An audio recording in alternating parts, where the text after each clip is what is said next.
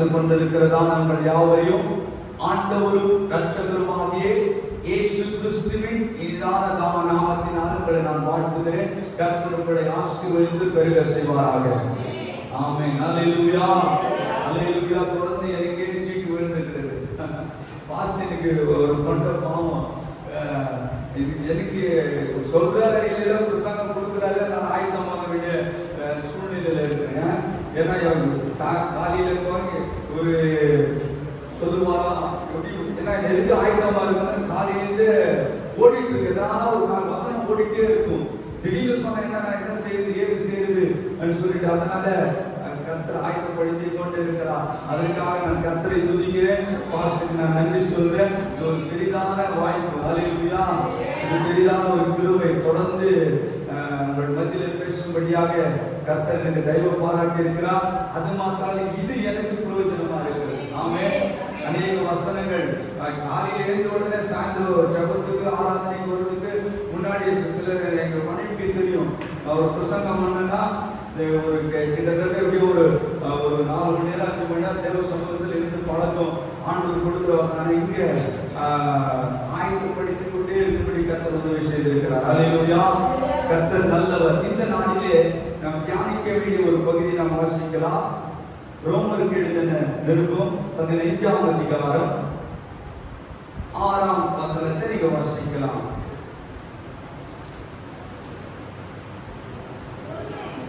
பொறுமையையும் ஆறுதலையும் அளிக்கும் தேவன் கிறிஸ்து இயேசுவினுடைய மாதிரியை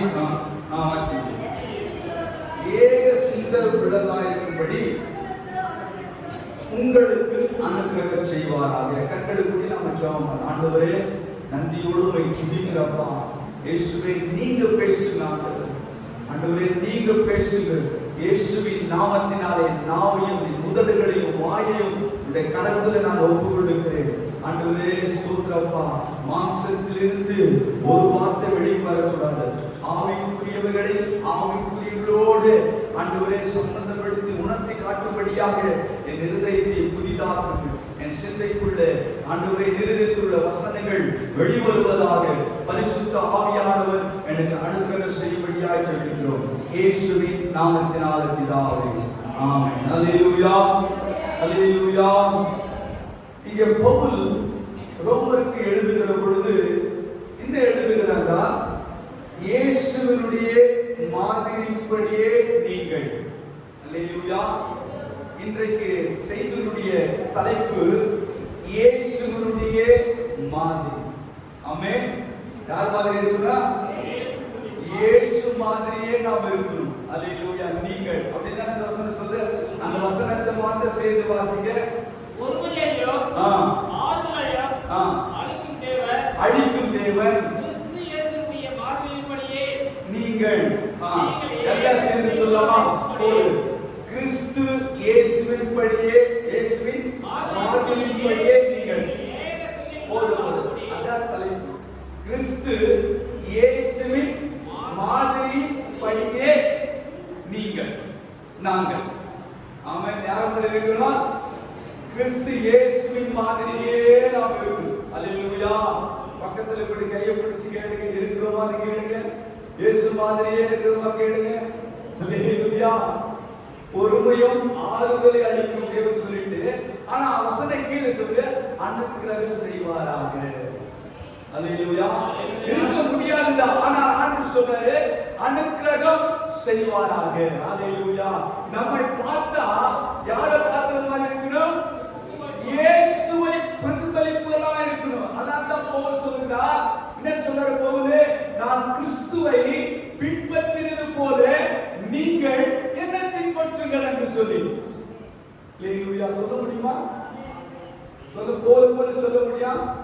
அப்போ பவுல் எந்த அளவுக்கு கிறிஸ்துவை பின்பற்றினா இருக்கிறான்? ஆமென். என்ன சொல்றது? நான் கிறிஸ்துவை பின்பற்றினது போல நீங்கள் என்னை பின்பற்றுங்கள். அப்ப இந்த வசனம் என்ன சொல்றா? கிறிஸ்து இயேசுவின் மாதிரி. நம்மை ஒருவர் பார்த்தா இயேசு மாதிரி தான் நம்மளை பார்க்கணும். ஆமென். நம்மை ஒருவர் பார்த்தா இயேசுவினுடைய குணங்கள் குணங்கள், இயேசுவினுடைய அன்பு, இயேசுவினுடைய தன்மை, இயேசுவுக்குள் இருக்கிற அத்தனை குணாதிசயங்களோ குணங்களோ நமக்குள்ளே இருக்கணும். அதுதான் கிறிஸ்து இயேசுவின் மாதிரி. அல்லேலூயா. நாம் இருக்கிறோமா? சில நேரங்களில் இருக்க முடிய மாட்டேங்குது. ஆனா கிறிஸ்து அதுதான் ஆண்டவர் கீழே சொல்ற அனுக்கிரக செய்வாராக. இந்த 21 நாட்கள் முடிவதற்குள்ள நீங்க இயேசுவின் மாதிரியாக இருக்கும்படியாக ஆண்டவராகிய இயேசு கிறிஸ்து உங்களுக்கு அனுக்கிரக இயேசுவின் நாமத்தினாலே செய்வாராக. அல்லேலூயா. அதுக்காகத்தான் உபவாச ஜெபம். ஏன்னா உபவாச ஜெபம்னா நம்முடைய கோபங்களை கட்டுப்படுத்தும், நம்முடைய ஜென்ம சுபாவங்களை அழிக்கும், உலகத்துக்குரிய தன்மைகள் நமக்குள்ள வராதபடி இந்த உபவாச ஜெபம் ஒவ்வொரு நாளும் ஜெபிக்கும் பொழுது இந்த உபவாச ஜெபத்தில் அத்தனை தன்மைகள் இருக்கிறது. ராமன் சொல்ல மாட்டீங்களா? எனக்கு தெரிஞ்ச நாள் முழுவதும் பண்ணோம் 1.5 மணி நேரம் தேவ சமூகத்தில் எவ்வளவு சந்தோஷம். 21 நாள் மாத்திரமல்ல, ஒரு வருஷம் முழுவதும் தேவ சமூகத்துல 1.5 மணி நேரம் இருக்கும் பொழுது நம்மை வசனத்தினால உருவாக்குவார், ஆவிக்குரிய காரியங்களினால தேவன் நம்மை உருவாக்குவார். அல்லேலூயா. அல்லேலூயா. நான் என்னுடைய திருச்சபையில் சொல்றேன், 5 பேர் இருந்தாலும் 7 to 8 மணி வரைக்கும் ஜெபம் பண்ணுங்க. யார் வரல கர்த்தர் ஒருவர் இன்னைக்கு 2 மாசமா அந்த ஜெபத்தை வந்து நடக்குது. அல்லேலூயா. அல்லேலூயா. ஏன் சொல்றேன்னா ஒரு உபவாச ஜெபம் என்பது ஒரு மனிதனை மாற்றும். ஒரு உபவாச ஜெபம் என்பது ஒரு மனுஷனுடைய சுபாவங்களை மாற்றும். அதனால நம்மளை பார்க்கிறோம்லாம் இயேசுவின் மாதிரியே தான் பார்க்கணும். யார மாதிரி? வேற மாதிரி இல்ல, இயேசுவின் மாதிரியே நம்ம பண்ணணும், பார்க்கணும். அல்லேலூயா. அப்ப இயேசுக்குள் என்ன தன்மைகள் இருந்தது, இயேசு எப்படிப்பட்டவராக இருந்தார், அவருடைய சுபாவங்களை அறிந்து கொள்ள வேண்டும் என்றால் வேதத்தை நம்ம நல்லா படிக்கணும். ஆமென். அவருடைய குணாதிசயம் ஒரு ரெண்டு சொல்லுங்க பாருங்க. சூப்பர். அன்பானவர், இரக்கம் உள்ளவர், மன்னிக்கிறவர், சூப்பர். தயவு உள்ளவர், சூப்பர். சத்தமா சொல்லுங்க. தாழ்மை உள்ளவர், சூப்பர். அப்புறம் உதவி செய்கிறவர், அப்புறம் கீழ்ப்படுகிறவர். இப்படி பார்த்தீங்களா? எத்தனை சொல்லிருக்கீங்க? இத்தனை சொல்லிருக்கீங்க. பொறுமை உள்ளவர், இரக்கம் உள்ளவர், அன்புள்ளவர், அப்புறம் அடிச்சா அமைதியா இருக்கிறவர், கண்ணத்தில் அடிச்சு வந்து என்ன பண்றாரு, காரியத்துக்கு என்ன பண்றாரு, பொறுமையா இருக்கிறாரு. அப்போ பொறுமை உள்ளவர். சில இடங்களில் தேவாலயத்தில் கோபப்படுறார், அது தனி. ஆமென். இரக்கம் உள்ளவர், அன்புள்ளவர். அப்போ இயேசுக்குள்ள ஐயோ அவர் புகழ 1000 நாவுகள் என்ன பண்ணாரு. அப்போ ஆண்டவர் நம்மை எப்படி படைத்திருக்கிறாரு, அவருடைய ரூபத்தின்படி, அவருடைய சாயல்கள். அப்போ அவருக்குள்ள இருக்கிற அத்தனை தன்மைகளும், அவருக்குள்ள இருக்கிற அத்தனை குணாதிசயங்களும், அவருக்குள்ள இருக்கிற அத்தனை சுபாவங்கள் யாருக்கு இருக்குதோ அவங்க தான் இயேசுக்கு மாதிரியா இருக்கும். அல்லேலூயா. அல்லேலூயா. அப்ப பவுல் சொல்ற இந்த தைரியத்தை பவுல் சொல்றார், நான் கிறிஸ்துவை பின்பற்றினது போல நீங்கள் என்னை பார்த்தா நம்மளை பார்த்து சொல்லுவோம். நம்மளை பார்த்தா சொல்ல முடியுமா? அவங்கள போய் நீ ஃபாலோ பண்றது கேட்பாங்க. திட்டுவாங்களா கிடைக்காத அவங்க எப்படிப்பட்டாலும் அவங்களுடைய சேரையா சொல்றாங்களா இல்லையா? சொல்றாங்களா யாரும் அப்பா அம்மா பார்த்தா ஏன்னா அவங்கள போய் நீ என்ன ஃப்ரெண்ட்ஷிப் வச்சிருக்க, அவன் எப்படிப்பட்ட ஆளு அப்படி ஒண்ணு யாரும் நம்மள சொல்லக்கூடாது. சொன்னா ஓ இந்த திருச்சபைக்கு போற ஜனங்களா இயேசு மாதிரியே இருக்கிறாங்க, அவங்கள பார்த்த இயேசு பார்க்குற மாதிரியே இருக்கிறாங்க. அல்லேலூயா. அந்த மாதிரி அப்பாவுக்கு நம்ம பேர் எடுத்துக் கொடுக்கணும். அல்லேலூயா. யாருக்கு? அப்ப நம்மளை பார்த்து பல மனிதர்கள் நம்முடைய சுபாவங்களை, நம்முடைய தன்மைகளை அவங்க புகழும்போது யாருக்கு அதுக்கு புகழ்ச்சி? இயேசு. அதான் பவுல் சொல்லுகிறார், நான் கிறிஸ்துவை பின்பற்றினது போல நீங்க என்னை பின்பற்றுங்க. நம்மளை யாரா பின்பற்றினா பின்பற்றுவாங்களா? பின்னாடி பேர் சொல்லுங்க. அவங்களுக்கு என்ன இருக்கு? அப்படின்னு யாரு வர சொல்லுவது. அப்பா இயேசுவுக்குள்ள சில தன்மைகள் இருந்தது, அது ஏகப்பட்டது. அவரை போல இந்த உலகத்துல பொறுமை உள்ளவர், அவரை போல இந்த உலகத்துல அன்புள்ளவர், அவரை போல இந்த உலகத்தில் இரக்கமுள்ளவர். நான் இரக்கமுள்ளவராய் இருக்கிறது போல் நீங்களும் இரக்கமுள்ளவராயிருங்க அப்படி சொல்லி அவருடைய நீங்க எல்லா இடங்களிலும் பார்த்தீங்கன்னா பவுல் அவர் குறித்து அழகா எழுதுவார். அதுல சில காரியங்களை மாத்திரம் மத்தியில நான் பிரசங்கித்து ஜெபிக்க விரும்புகிறேன். ஒரு 10 நிமிஷத்துல நான் முடிச்சுக்கிறேன். இது முதல் காரியமாக இயேசு கிறிஸ்து தாழ்மைக்கு மாதிரி. ஹல்லேலூயா. எதுக்கு மாதிரியா இருந்தாரு? தாழ்மைக்கு மாதிரியா இருந்தாங்க. வாசிக்கலாம். பிலிப்பியர் 2ஆம் அதிகாரம் 8ஆம் வசனம். பிலிப்பியர் 2ஆம் அதிகாரம் 8ஆம் வசனம். அவர் மனுஷ ரூபமாய் காணப்பட்டு, அதற்கு முன்னாடி ஒரு யோவான் எழுதின சுவிசேஷ புஸ்தகம் 13:15 நீங்க வாசிங்க. யோவான் 13:15 ஒருத்தர் வாசிங்க.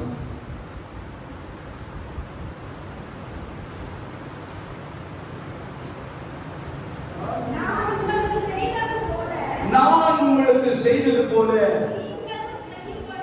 நீங்களும் செய்யும்படி மாதிரியை காண்பித்தாங்க. என்ன பண்றாங்க ஆண்டவரே? சீஷருடைய அத்தனை பேருடைய கால்களை கழுவுறதுக்கு எதற்கு அடையாளம் தெரியுமா? தாழ்மைக்கு அடையாளம். நான் உங்களுக்கு மாதிரியை காண்பித்தது போல நீங்களும் சொல்லி வாசிங்க. நான் உங்களுக்கு செய்தது போல நான் சீஷர்களை பார்த்து நான் உங்களுக்கு செய்தது போல நீங்களும் செய்யும்படி உங்களுக்கு ஒரு மாதிரியை வைக்கிறார். அப்போ பைபிள் முழுவதும் இயேசு தான் நமக்கு மாதிரி. அல்லேலூயா. வேதம் முழுவதும் இயேசு தான் நமக்கு மாதிரி. இயேசு இல்லைன்னா ரட்சிப்பு இல்லை, இயேசு இல்லைன்னா அன்பு இல்லை, இயேசு மரிக்கலைன்னா ரட்சிப்பு இல்லை. நமக்கு ஹோல் பைபிளே இயேசு தான் நமக்கு மாதிரி. அல்லேலூயா. அப்போ வசன யோவான் கடைசி நிருபத்தில் வாசிக்கும்போது 1 யோவான்ல அவரில் நிலைத்திருக்கிறவன் எவனோ அவர் நடந்தபடியே, எப்படிங்க? அவரில் நிலைத்திருக்கிறவன் எவனோ அவன் நடந்தபடியே தானும் நடக்கணும். நான் இயேசுக்குள்ள இருக்கிறேன், நான் சபைக்கு வருகிறேன் அப்படின்னு நாம சொல்லுவோமானால் அவன் நடந்தபடியே நாமும் நடக்க வேண்டும். அதுதான் சத்தியம். ராமன் சொல்ல மாட்டீங்களா? ராமன் சொல்ல மாட்டீங்களா? அப்ப எல்லாவற்றையும் ஆண்டவர் நமக்கு என்னன்னா மாதிரியாக காண்பித்து இருக்கிறார், மாதிரியாக காண்பித்து இருக்கிறார். ஒரு தடவை டிஜிஎஸ் அங்கிள் வந்து பேங்க்ல இருக்கும்போது அந்த பேங்க்ல ஒர்க் பண்ணவங்க அவர்கிட்ட 2-3 தடவை நல்ல நடந்த ஒரு புஸ்தகத்தில் எழுதியிருக்கிறாரு. ஒர்க் பண்ணி அந்த ஊழியத்தை செஞ்சிருக்கும் போது பேங்க்ல ஒர்க் பண்ணும்போது அங்க இருக்கிற அவர் கீழே இருக்கிற ஒரு அதிகாரி வந்து ஏதோ ஒரு டவுட் கேட்டிருக்கிறார். டவுட் கேட்கும் போது என்ன நடந்ததுன்னா திடீர்னு அவருக்குள்ள ஏதோ ஒரு கோபம் வந்துட்டு பேசிட்டாரு.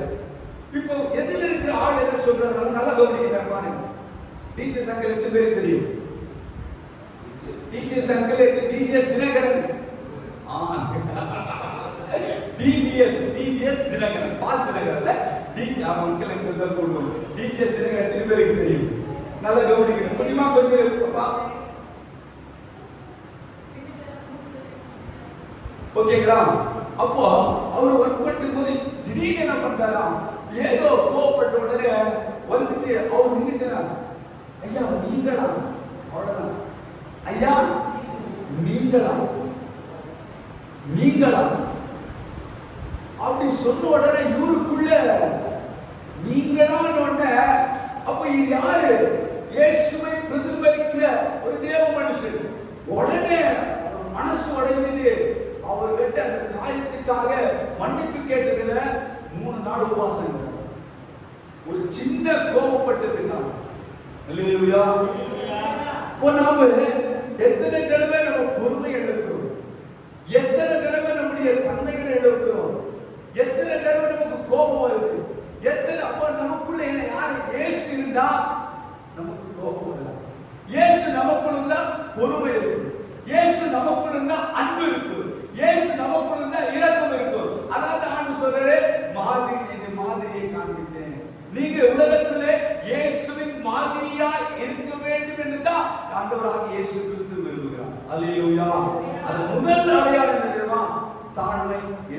அல்லேலூயா.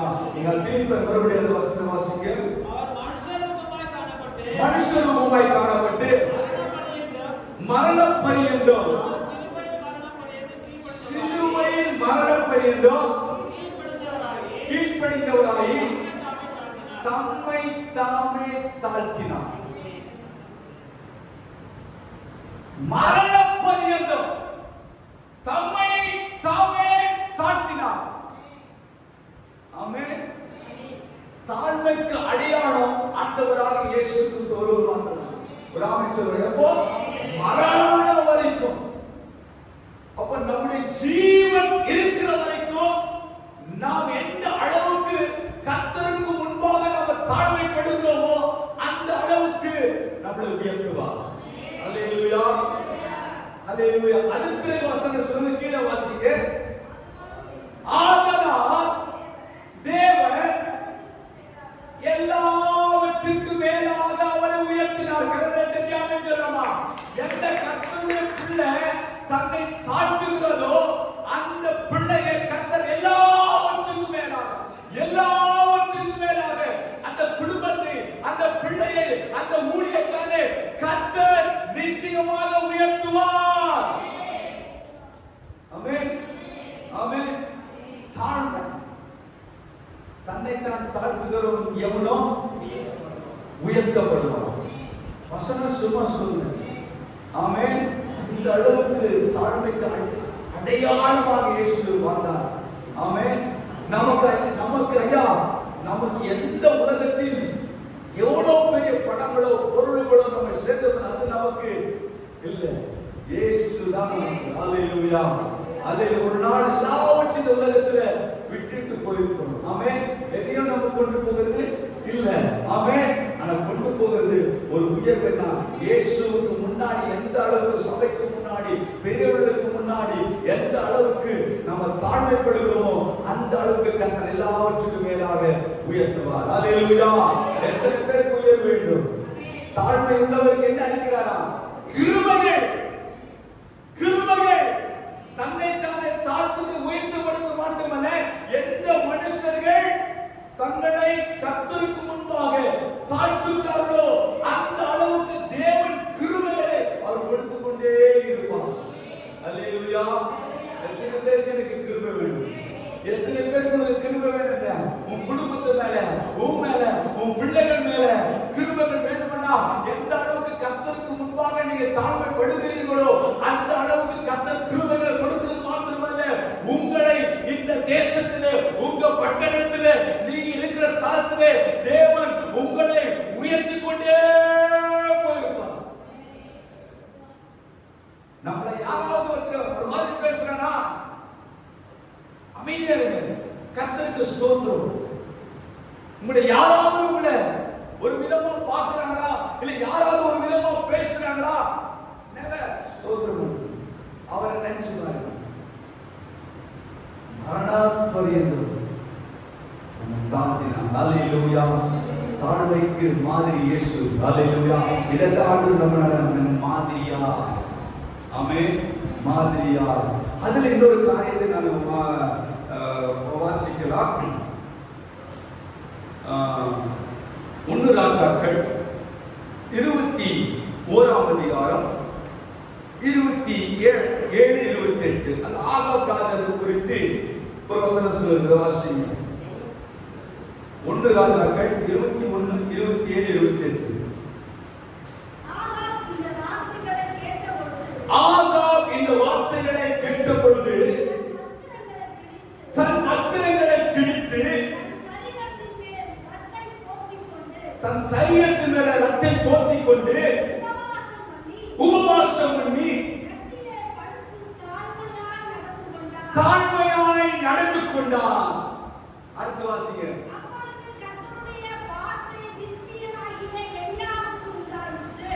நீங்க அதுல மேல இருந்து வாசிங்க.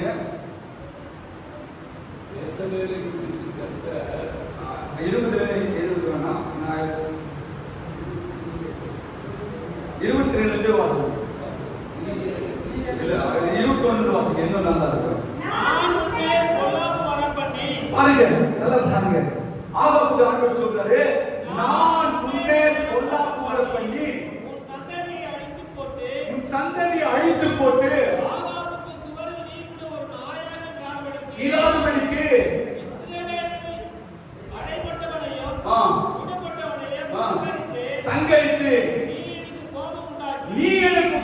உண்டாக்கி இஸ்ரவேலை பாவம் செய்ய பண்ணின நிமித்தம் உன்னுடைய குடும்பத்தையும் யோவாபின் குமாரனாகிய எரேமியாவின் குடும்பத்துக்கும் அகியாவின் குமாரனாகிய பாஷாவின் குடும்பத்துக்கு சமானமாக்குவேன் என்றார். சொன்னார். இயேசுவை குறித்து கர்த்தர் நாயில் இயேசுவை இஸ்ரவேல் மதில் அருகே சென்றோம். தொடர்ந்து வாசிங்க. ஆகாபின் சந்ததியில் பட்டணத்திலே சேர்ந்தவனை நாய்களும் வெளியிலே சேர்ந்தவனை ஆகாயத்து பறவைகளும் தின்னும் என்றார். 26 வாசிங்க. கர்த்தர் இஸ்ரவேலுக்கு முன்னிட்டு துரத்திவிட்ட எமோரியை செய்தபடியெல்லாம் அவன் நரகலான விதிகளை பின்பற்றி மகா அருவருப்பாய் நடந்து கொண்டார். ஆகாப் இந்த வார்த்தைகளை கேட்டபொழுது தன் வஸ்திரங்களை கிழித்து தன் சரீரத்தின் மேல் இரட்டை போட்டுக்கொண்டு உபவாசம் பண்ணி இரட்டிலே படுத்து தாழ்மையாய் நடந்து கொண்டார். ஆகாபுக்கு விரோதமாக தேவனுடைய கோபம், ஆகாபு குடும்பத்துக்கு விரோதமாக தேவனுடைய கோபம், ஆகாபுக்கு விரோதமாக பொல்லாப்பு செய்ய ஆண்டவர் நியமிச்சிட்டாரு. உன் வீட்டுல உன் குடும்பத்துல இந்த குடும்பத்தை போல உன்னை ஆக்குவேன்னு சொல்லி ஆண்டவர் அவன் மேல பயங்கரமாய் கோபமாய் இருந்தார். விக்கிரகங்களை பின்பற்றி இருக்கிறார், இஸ்ரவேலை தவறு பண்ணிருக்கிறாய் சொல்லும் பொழுது ஆகாப் இந்த வார்த்தைகளை கேட்டவுடன் எப்படி பண்ணனா? தேவனுக்கு முன்பாக உபவாசம் பண்ணி ரெட்டுடம் உடுத்தி தேவனுக்கு முன்பாக தாழ்த்தின படியினாலே ஆண்டவர் அழகாக ஒரு வார்த்தை சொன்னாரு. ஆகாப் எனக்கு முன்பாக தன்னை தாழ்த்தினதை கண்டாயா? அவன் எனக்கு முன்பாக தன்னை தாழ்த்தினபடினால் நான் அவன் நாட்களில் அந்த பொல்லாப்பு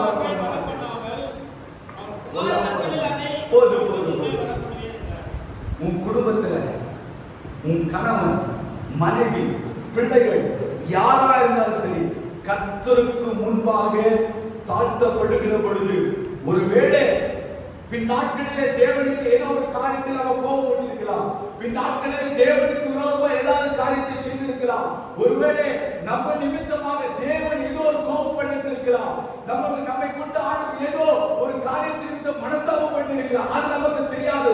ஒருவேளை நம்முடைய கணவன் நிமித்தமாக அல்லது நம்முடைய மூதாதையர் நிமித்தமாக இல்லை நம்ம தாய் தகவல் நிமித்தமாக ஏதோ நம்முடைய குடும்ப சந்ததியிலிருந்து ஏதோ சில சாபங்கள் நம்முடைய பின்தொடர்ந்து வந்து கொண்டிருக்கலாம்.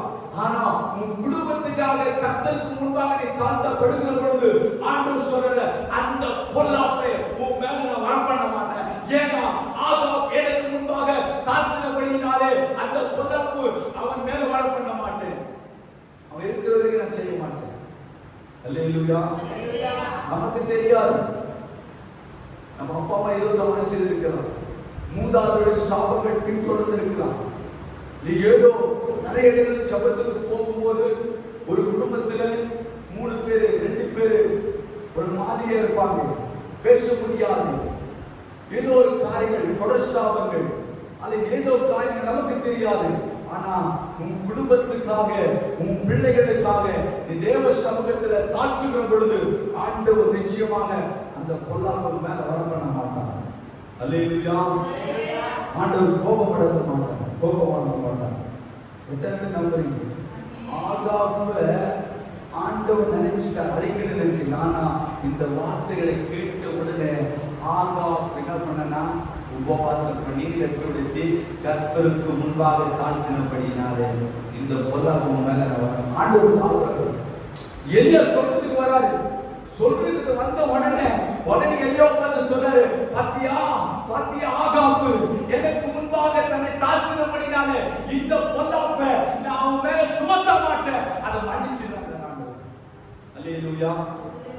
ஒரு தாழ்மைக்கு ஒரு சந்ததி ஆண்டவர் காப்பாற்றுறார்.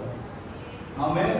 ஒரு மனுஷன் தாழ்த்தினதுக்காக ஆண்டவர் அவனை காப்பாற்றுகிறார். உன் ஜெனரேஷன் அதை செய்ய மாட்டேன். ஆமென். அல்லேலூயா. அல்லேலூயா. எத்தனை பேர் நம்புறீங்க? ஒருவேளை நம்முடைய வாழ்க்கை தெரியாதுங்க, நமக்கு தெரியாது, அதே கொஞ்சம் எழுந்து ஆண்டவர் எல்லாம் முழங்கால் படிட்டு தேவ சமூகத்துல எல்லாம் ஜெபம் ஆண்டவர். சில நேரங்களிலே நம்முடைய ஆசீர்வாதத்திற்கு ஏதோ ஒரு பாவம் இருக்கலாம். நம்முடைய குடும்பத்தின் மேலே ஏதோ நீங்காத ஒரு சில காரியங்கள் இருக்கலாம். நம்ம பிள்ளைகள் மேல இருக்கலாம். ஏதோ நமக்கு தெரியாது. நம்முடைய மூதாதையர் சில கிரியைகள் நம்ம குடும்பத்திலே தொடர்ந்து வந்து கொண்டே இருக்கலாம். யார் இப்பொழுது தாழ்த்தப்படுகிறார்களோ அந்த பொல்லாப்ப இந்த வாழ்க்கையில் இயேசுவின் நாமத்தினாலே இந்த ராத்திரி வேளையில் இருக்காது என்று நான் நம்புகிறேன்.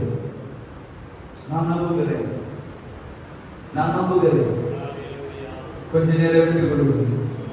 ஆண்டவரே, நாமை தாழ்த்துகிறேன். உமக்கு முன்பாக என் குடும்பம் சுகமாயிருக்கும். உமக்கு முன்பாக ஆகாப்ப தாழ்த்தினது போல நான் தாழ்த்துகிறேன் ஆண்டவரே. அப்பா, ஸ்தோத்திரம் ஆண்டவரே. மரண பரியந்தம் நீ தாழ்த்தின வழியினாலே பிதாவானவர் உயர்த்தினது போல ஆண்டவரே, இன்றைக்கு உடைய சமூகத்திலே நாங்கள் அழுது எங்களை தாழ்த்துகிறோம். எங்கள் வாழ்க்கையிலே, என் குடும்பத்திலே, எனக்குள்ளே ஆண்டவரே ஏதாவது ஆண்டவரே அப்பா ஸ்தோத்திரம் உம்மை கோபப்படுத்தின ஏதாவது காரியங்கள் எனக்குள்ளே இருக்குமையானால் இந்த ராத்திரி வேளையிலே உம்முடைய சமூகத்திலே நான் தாழ்த்துகிறேன் ஆண்டவரே. நான் அர்ப்பணிக்கிறேன் ஆண்டவரே. ஒருவேளை உன் பிள்ளைகள் நிமித்தமாக, ஒருவேளை உன் கணவரின் நிமித்தமாக, ஒருவேளை உன் தாய் தகப்பன் நிமித்தமாக, ஒருவேளை சந்ததியாய் சில காரியங்கள் தொடர்ந்து வந்து கொண்டிருக்கலாம். இயேசுவின் நாமத்தினாலே எனக்கு தாழ்மைப்படுகிறேன். அந்த பொல்லாப்பு உன் குடும்பத்து மேல, உன் பிள்ளை மேல, சந்ததி மேல இல்லாதபடி கர்த்தர் மாற்ற போகிறார். அது என்னையும் எனக்குள்ள ஒருவேளை இருக்குமானால் கர்த்தர் என்னையும் மாற்ற போகிறார்.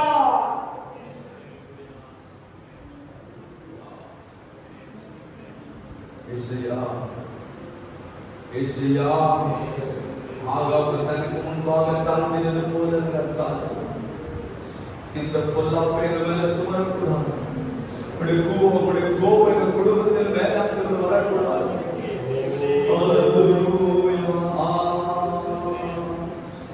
தாழ்மையுள்ளவரிடம் தங்குதே தாழ்மையுள்ளவரிடம்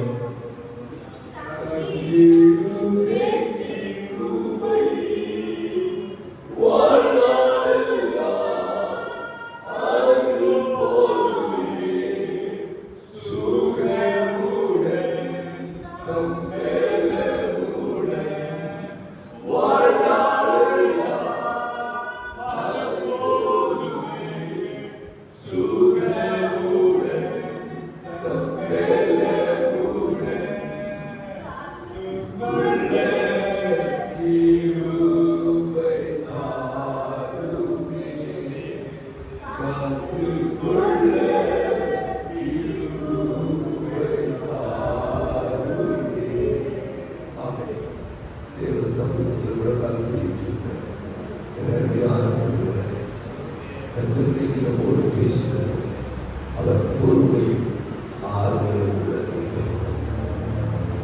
அந்த பொறுமையும் ஆறுதலும் உள்ளதை நமக்கு கிறிஸ்து இயேசுவாக ஏற்பட்டிருக்கிறார். அந்த கிறிஸ்து இயேசுவின் மாதிரியின்படியே நாம் நம்முடைய வாழ்க்கையை வாழ பவுல் நமக்கு உணர்த்துகிறார். பவுல் நமக்கு ஒரு மாதிரியார், இரண்டாவது மாதிரியார், இயேசுவின் மாதிரியை பின்பற்றி நடந்த, இயேசுவின் அடிச்சுவடுகளை பின்பற்றி நடந்த பவுலின் அடிச்சுவடுகள். அவரை போல வாழ்ந்தார். நம்மிடத்திலும் கர்த்தர் அதை எதிர்பார்க்கிறார். அன்றுவரே முன்பாக நான் சில தவறுகளை செய்திருக்கிறேன். ஆனால் கர்த்தர் நீர் எனக்கு மன்னிக்க வல்லமை உள்ளவர், என் மேல் பொறுமையாக இருக்க வல்லமை உள்ளவர், எனக்கு ஆறுதலை தர வல்லமை உள்ளவர். அதற்கு உதாரணத்தை கர்த்தரோடு பேசி ஆகாப் என்கிற இஸ்ரவேலின் ராஜா, அவன் மனைவி யேசபேல், இருவருக்கும் கர்த்தருடைய வார்த்தை கடந்து வந்தது. யேசபேல் கர்த்தருடைய வார்த்தைக்கு இடம் கொடுக்கிறவர், கர்த்தருடைய ஆக்கினை தீர்ப்பு நாய்கள் தீர்க்கும் என்று சொல்லப்பட்டது. அப்படியே அவள் நாய்களால் கடித்து குதிரை சிந்தப்பட்டார், சாகடிக்கப்பட்டார். ஆகாவுக்கும் மரண ஓலை வந்தது. கர்த்தர் சொன்னார், இப்படியாகவே. உடனே அவன் தாழ்த்தினார், உபவாசம் இருந்தார், தேவ சமூகத்திலே தன்னை ஒப்பு கொடுத்தார். ஆண்டவர் உடனே எலியாவுக்கு சொன்னார், பாத்தியா, அவன் என் வார்த்தைக்கு கீழ்ப்படுத்தி அவன் தன்னை மாத்திக்கிட்டதை பாத்தியா, நான் அதனால ஒண்ணு செய்ய போறேன். இவன் சந்ததியில அடுத்த சந்ததியில தான் நான் இந்த தப்புக்கு தண்டனையை கேட்பேன், இதுல கேட்க மாட்டேன். அதை ஆண்டவர் சொன்ன மாறுறது அப்படிங்கிறது நம்முடைய வாழ்க்கை மாறினா. அல்லேலூயா. இந்த சமூகத்தில் எச்சரிக்கை பெற்றிருக்கிறோம், எச்சரிக்கை பெற்றிருக்கிறோம். இந்த உபவாச நாட்களிலே கர்த்தர் நம்மை உடவிட்டு தனக்கேற்ற விதத்திலே நம்மை பயன்படுத்துவதற்கு, அவருடைய சித்தத்தை செய்வதற்கு நம்மை உருவாக்கி கொண்டிருக்கிறார் என்று அந்த விசுவாசம். நம்மிடத்தில் இருக்கிற குறைகளை அகற்ற, நம்மிடத்தில் இருக்கிற பலகீனங்களை மாற்ற, நமக்கு தூரனுக்கு தேவனுக்கு தூரமாய் இருக்கிற காரியங்களை விட்டு அகல தேவன் நம்மை பண்படுத்தி கொண்டிருக்கிறார். அந்த கிருபைக்குள் நம்மை தாழ்த்தி கொள்ளலாம். பிதாவே, துதிக்கிறேன், ஸ்தோத்திரிக்கிறேன், வாழ்த்துகிறேன். கர்த்தாவே, அடுக்காய் ஸ்தோத்திரம். ஆண்டவரே, 10 நாட்களுடைய பாதத்தில் அமர்ந்திருக்கிறோம். ஆண்டவரே, தேவ சமாதானம் எங்களை ஆளுகை செய்து கொண்டிருக்கிறவர்களாய் ஸ்தோத்திரம். ஒவ்வொரு நாளும் எங்களோடு விசைப்படுகிறீர்களா? வார்த்தைகளை கேட்டவர்களாய் மாத்திரமல்ல, நாங்கள் எங்களை ஒரு விசை கூட ஆராய்ந்து பார்த்து எங்களிடத்தில் அந்த விதமான காரியங்கள் உண்டோ என்று பார்த்து, அவரே உங்களுடைய நல்ல வழியிலே நடக்க, உண்மை போல நடக்க, உங்களுடைய முன்பாதையை பிடித்துக் கொண்டு நடக்க எங்களுக்கு உதவி செய்கிறதற்காக பேசுகிற ஆசிரியருடைய கருத்தில் தருகிறோம். குடும்பத்தை தருகிறோம். ஆசிரியர் இன்னும் அதிகமான கருவிகளால் நிரம்பும் நாம மகிழ்ச்சிகள் எடுத்து பயன்படுத்தி குடிவந்த ஒவ்வொருவரையும் பேராய் குடும்பமாய் ஆசிரியர். இன்னைக்கு நாங்கள் கண்டு வந்த சோகி குழந்தைக்காய் சொல்கிறார். சீக்கிரமாக இந்த காலத்தில் கூடி சந்தோஷமாய் எழுந்து நடக்கிறதை நாங்கள் பார்க்க, அந்த சிரிப்பை பார்த்து சந்தோஷத்தை மகிழ்ச்சிப்படுத்த தேவன் கிருபை செய்கிறதற்காய் சொல்கிறார். சுவேதமாய் பலவிதமாய் இருக்கிற யாவரையும் ஒப்புக்கொடுக்கிறோம். எங்கள் கண்ட்சி கூட்டங்களுக்காக ஒப்புக்கொடுக்கிறோம். எல்லாம் நிலைகளை மாற்றி பலத்தால் இடைகட்டுகிறதற்காக சொல்கிறார். இயேசு கிறிஸ்துவின் மூலம் ஜெபம் கேளுங்கள். என் ஆத்துமாவே கர்த்தரை ஸ்தோத்திரி, என் உள்ளமே பரிசுத்தராமத்தை ஸ்தோத்திரி. என் ஆத்துமாவே கர்த்தரை ஸ்தோத்திரி, கர்த்தர் செய்த சகல உபகாரங்களையும் மறவாதே. ஆமென். ஹல்லேலூயா, ஹல்லேலூயா.